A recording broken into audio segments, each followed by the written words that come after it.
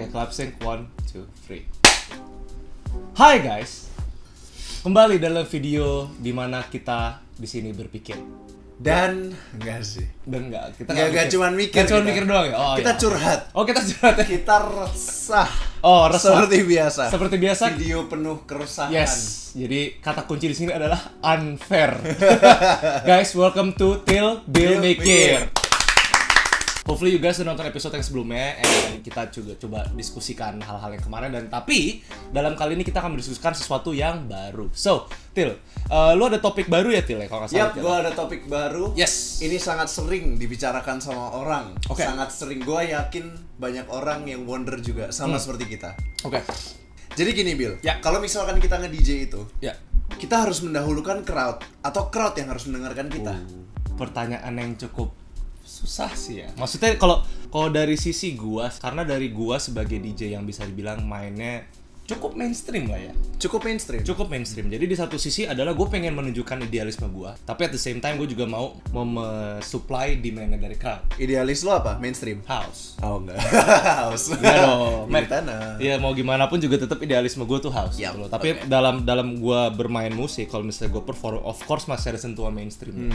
Ini gue aplikasikan udah cukup lama ya. Jadi kayak buat kita bisa menyampaikan idealisme kita menggunakan bahasa yang mereka mengerti. Oke. Which is kayak mereka kan mengertinya kan musik mainstream. Jadi kita membungkus gue membungkus setlist gue non mainstream dengan sentuhan mainstream. Jadi kayak misalkan lo mainin idealis lo, terus di tengah-tengah lo kasih How Deep Is Your Love. Misalnya for example, atau misalnya gue mengemesh satu lagu idealisme dengan vokal yang mainstream. Oh, jadi mungkin dengan lagu idealis lo, tapi vokalnya pakai How Deep Is Your Love gitu kan. For example kayak gitu. Jadi kayak emang kita menggunakan bahasa yang mereka mengerti, dan at the same time kita mengintroduce yang gua suka gitu loh. That's actually interesting. Ya, gue mengintroduce yang gua suka dengan cara seperti itu. Jadi kayak kalau misalnya gua pribadi, gue tuh lebih sering memashup up lagu dibandingin gua nge-produce. Gua se-concern itu terhadap setlist. Gua membuang waktu gua tuh banyak kan di situ. Jadi dalam menyusun setlist, dan Aren't we all? That's the thing gitu loh. Yeah. Jadi kayak memang aren't we all?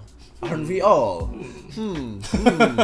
Jadi ya begitu sih, kayak memang gua nggak bisa cuman stick to one original song, pasti ada twistnya sedikit gua kasih apa gitu. I always try to spice up the set. You know? Bill. Yes.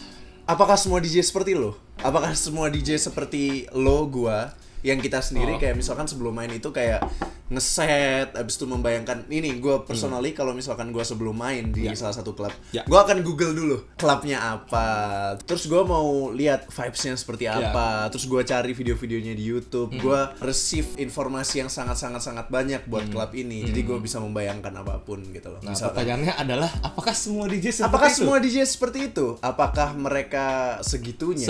Sekritis itunya lah untuk make the setlist work, atau mereka cuman kayak main aja apapun yang ada di kepala gua, apapun yang crowdnya mau. Jadi mereka benar-benar kehilangan esensi dari setlist itu sendiri, making the story out of the setlist. Mereka cuman kayak main, lu bisa bedain lah lagu per lagu dan cerita dalam satu setlist. Jawaban gua adalah tidak semua. Tidak semua DJ seperti itu. Tidak semua DJ seperti itu, karena untuk melakukan hal itu aja membutuhkan waktu yang cukup lama ya. Itu tuh kita bisa melakukan itu a week or 2 weeks before gitu loh. Exactly. Kita melakukan riset, kita berusaha membuat susunan yang kurang lebih, ini story yang gue mau bawa nih gitu loh. Sometimes even kalau kita kalau dalam bahasa DJ itu nge-frame lah ya. Meskipun kita nge-frame nih, tapi kadang-kadang di lapangan pun juga bisa berubah. At least tapi lu tahu core story, core message yang lu ingin sampaikan apa, atau core musiknya apa. At least tahu aja dulu. Bukan template, tahu aja dulu arahannya tuh mau dibawa kemana.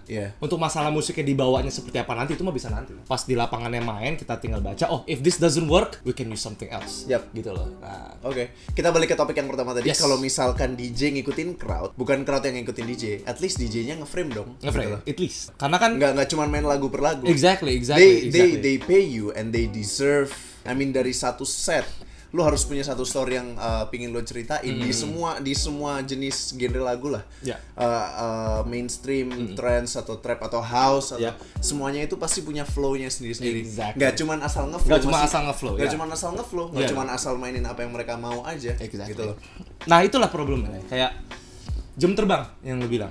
Karena even lo ngeset pun lo bener-bener harus apa ya? Ini mungkin dari gua personally, tapi gua kalau ngeset pun kayak sebegitunya bener-bener kayak bakal work apa enggak ya. Ini gua ganti lagi, ini gua ganti. Gua bisa ngabisin 5 days cuman buat 5 lagu doang. Bener-bener sampai segitunya. Dan gak cuman di situ. Gua seniat yang sampai gua buka Ableton, lalu gua coba cut intronya segini. Ini energinya dapet di bagian berapa menit sekian, gua potong ditaruh depan gitu-gitu loh. Gua sampai segitunya just to make it work, just to tell the story, just to tell what I want to tell to them, gitu loh. I also do the same thing, Tio. Jadi kayak memang gue pun juga dalam framing, meskipun ya tadi gue bilang di tengah lapangan bisa berubah, even sampai detail-detail positioning lagu aja itu gue juga sangat-sangat kritis gitu loh. Kapan gue keluarin lagu ini, gue gabung lagu apa dengan lagu apa, cara penggabungannya bagaimana, gue sama. Lu pakai Ableton, gue pakai FL. Gue menemukan pokoknya kombinasi itu yang bagus tuh seperti apa. Gue pengen orang bisa menikmati musik gue, but at the same time mereka juga mengerti message yang ingin gue sampein. Exactly. Gitu loh. Makanya yang gue mau pertanyain tadi, gue kadang ngerasa kayaknya nggak gini-gini amat gitu. Exactly. Apakah semua DJ seperti ini? Apakah mereka benar-benar berpikir kritis tentang apapun yang mereka mainkan? Bener-bener kayak nggak semua orang nggak seperti semua. itu. Tapi ada mungkin beberapa yang kita tahu. Ya. Tapi I think beberapa orang yang misalkan yang paling laku atau apa, I don't know man. Maybe belum tentu melakukan itu. Belum tentu melakukan itu juga. And at the end of the day sebenarnya, sorry to say, it's pemilihan lagunya, setlistnya, apapun itu nggak sebagus itu kok. Ngerti nggak sih? Nggak sebagus apa yang mereka do di self branding, ngerti nggak sih lo? Kalau misalkan kita ngomong ya, tadi kan kita ngomong dari DJ ngikutin crowd. Kalau crowd ngikutin DJ, nah itu that's actually our jobs. The things that I've done buat kayak bisa bikin setlist yang mereka bisa mengerti dan bikin setlist yang gue juga ingin meng-convey message gue. Nah itu tugas kita makanya gitu loh. Jadi yang dari tadi kita omongin itu adalah bagaimana caranya kita bikin crowd ngikutin DJ. Itu dia. Jadi kayak pertama sesimpel yang tadi we try to make a message. We try to make a statement out of our set. Ya kalau misalkan masih tetap lo main lagu, lo kasih makan crowd dengan lagu apa yang mereka mau denger, cuman itu aja. Balik ke statement kita di video pertama, cuman beda bungkus aja. Cuman karakternya itu aja. Exactly. In fact nggak ada karakternya sama sekali, cuman beda bungkus aja. Jadi beda. Nggak ada salahnya buat kita berusaha untuk mencari identity. I'm not saying that misalnya kalau lu main electro house atau apa itu nggak ada identity meskipun everyone is playing it, no. Emang mainstream tapi lu bisa mencari sebuah karakter. Gitu loh. Gimana caranya lo ngebuat setlist lu berbeda? Yang kita semua tahu, Angger Dimas. Dia punya karakter, padahal dia main mainstream. Dari gue. Nih gue ada satu sebuah fenomena yang gue sangat suka. Lu tahu Salvatore Ganacci enggak? Oh yeah, man. Man, that dude is crazy. That dude is crazy but genius at the same time. Ya, menurut gue yang dia lakukan itu tidak merusak industri. Merusak industri. Dia memberikan warna baru dalam industri ini. Yes. Gitu loh. Dia memberikan karakter baru. Dia memberikan karakter yang baru gitu loh. Dia meskipun itu nggak menjadi main core-nya, tetap main core-nya adalah music.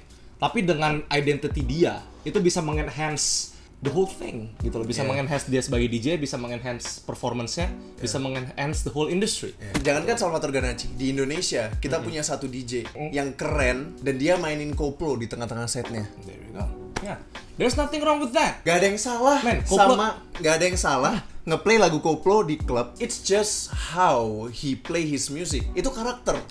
Iya. Gue pun pernah berstatus theory, tau nggak apa? Apa?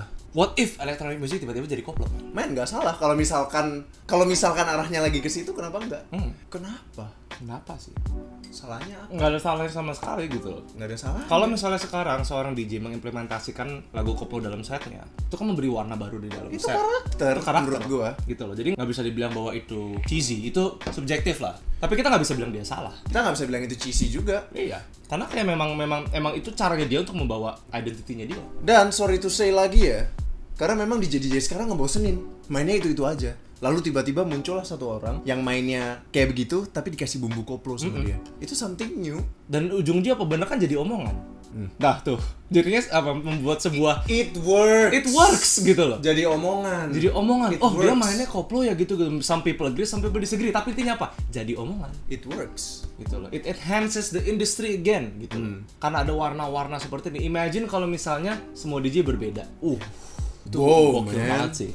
Kayak setiap DJ nge-push dirinya masing-masing untuk bisa mencari cara bagaimana bisa menjadi berbeda. It's not about just the money, it's about the art as well. Gitu And loh. it's not about being a follower. Yeah, it's not about being being a a follower. pioneer. Exactly. Even though yes it is super duper hard, tapi bisa diimplementasikan dengan apa yang gue omongin tadi. Yap. Kita membuat set, kita menggunakan bahasa mereka, tapi dengan cara kita. Yap.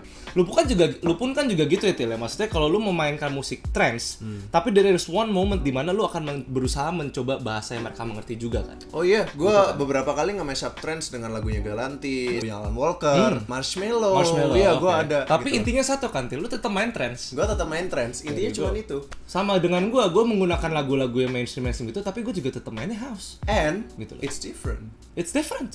It works. But it works. Nah, jadi dari situ aja udah ketahuan bagaimana kayak untuk bisa mendiferensiasikan diri kalian juga untuk sebagai DJ, dan kita pun juga menggunakan caranya seperti itu. Kita benar-benar mencari caranya buat bisa berbeda dan memberikan warna baru dalam industri ini. Jadi nggak cuma satu genre tok Yap. gitu loh misalnya. Tapi Bill, Yes. gue agak sedikit kesel ya. Apa Ini tuh? gue cuma mau mencurahkan sedikit Yes, aja di Til. video ini. Apa nih? Gue main trance Ya. dengan beberapa bumbu-bumbu komersil yang memang udah gue godok. Mendengerin trance aja. Maksudnya kalau misalkan itu kita mash up sedikit dengan something yang mereka nggak tahu, ini DJ main apa sih? Kayak gitu loh. Oke. Padahal it's a form of art, man. It's a form of art. Yes. Ketika lu bisa put everything together, tapi kayak it doesn't change the esensinya. Itu tidak merubah esensinya bahwa gue tetap bermain trance. Cuman ada bumbu-bumbunya, sama dengan hal yang kita omongin koplo tadi. Iya. Gitu loh. Pertanyaan gue nih, Til. Yang berpikir seperti itu, crowd-nya aja atau DJ-nya pun juga seperti itu ada? Oh, Nah, DJ trance. yang DJ trance yang atau DJ genre apapun lah yang kayak oh man, my genre is the best. Oh man. Gua nggak mau mainin yang lain. Gua Banyak cuma mau banget. stick di genre gua doang. Banyak banget. Menurut lu itu salah atau enggak, Til? Itu terserah mereka sih. Oke. Tapi kalau menurut gue itu salah. Kita ngomong di elektronik deh. Lu dengerin trance, kenapa lu nggak mau dengerin yang lain? Di elektronik ada Padahal drum and tetap- bass, ada trap, padahal ada tetap rap, elektronik padahal juga tetap gitu electronic ya. dance Iya, music iya, gitu. iya, benar. Kenapa ketika misalkan gue lagi main trance, crowdnya trance, lalu gue kasih bumbu-bumbu sesuatu yang sedikit berbeda, kenapa marah? Apakah itu tanda-tanda orang tidak bisa move on? Atau mungkin tanda-tanda orang tidak mau berkembang? Atau apa? Gue nggak tahu. Ini baru-baru inilah. Ada satu DJ komersil, namanya Mark Sixma. Oke. Dia itu main trance, tapi itu kayak commercial trance. Trance yang kayak loncat-loncat, yang energik, Yap. yang kayak gitu. Iya. Tapi the moment kayak crowds-nya dengerin itu kayak mereka pasti bilang, ini lagu apa sih? Kayak gitu.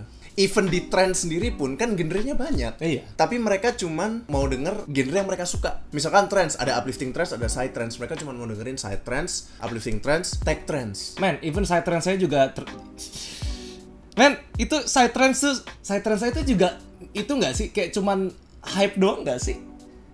Yeah. Remember that time when suddenly everyone listening to psytrance? Oh, I listen to psytrance and then like, oh, artisnya tahu siapa aja? Oh, gue cuma tahu Vini Vici. I only know Vini Vici, bro. Duh. I mean, gue nggak terlalu dengerin psytrance, tapi gue tahu Vini Vici. Gue berusaha mencari artis-artis yang lain. But I found some people who are like that, you know, kayak. Oh, I listen to psytrance sekarang, man. Ah, gue mah nggak dengerin EDM yang sekarang. Ah, udah. Yang basi. EDM yang sekarang Udah basi mainstream, lah man. gitu. Mainstream banget Terus EDM yang giliran sekarang. ditanya, oh lo dengerin psytrance siapa? Oh, itu Vini Vici. Vini Vici. Terus udah. Lah, Udah. jadi lu gak dengerin psytrance dong kalau gitu. Lu cuma dengerin Vini Vici doang dong. Gitu. Exactly. Nah, ngapain sih lu punya lu ngapain punya mentalitas kayak gitu terhadap music gitu loh. Ah, man, it's At least gini lah, Bill. Lo boleh nggak suka dengan satu musik. Lo boleh nggak suka sama satu DJ yang memainkan genre trance yang nggak lo suka. Tapi jangan bilang mereka sampah. jangan bilang mereka sampah. Jangan bener. bilang lagunya sampah. Betul sekali. Again, kenapa lu harus hate on music gitu loh? Itu mungkin Itu hak mentalitas, lo. itu mentalitas tetap sih man, itu mentalitas jelek banget. Itu bener-bener sebuah problem yang bikin gue gemes sometimes, you know, kayak I'm not saying ini hanya dalam satu spesifik genre ya. Mungkin yang gue bawa tadi adalah psytrance. Ini sebenarnya berlaku untuk semua buat genre. semua orang loh ya, buat semua genre gitu. Jadi kayak gue ketemu satu orang yang mungkin dulu mendengarkan musik sama gue. Tiba-tiba kayak, oh I listen to psytrance now man, musik yang kayak lu udah basi gitu loh. Like what the fuck? Dia bilang itu udah basi. Berarti begini, dia mendengarkan musik yang menurut dia bagus karena itu lagi didengarkan Nah, dan sama semua orang. exactly. Jadi itu pada saat itu, musik itu tuh lagi ngehits banget. Jadi kayak he listens to that and then like he said that my music was musik lu udah kuno lah gitu loh. Jadi tuh lu dengerin musik tuh buat apa gitu loh? Buat diterima di circle sosial lo apa gimana gitu loh? Gue nggak paham gitu loh. Berarti Anda tidak punya selera.